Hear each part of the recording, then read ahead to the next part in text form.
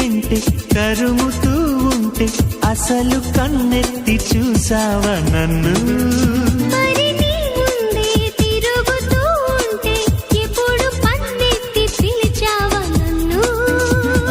రోజు ఇలా ఈ గాలిలా నీ చెవిని తాకేది నేనేగా.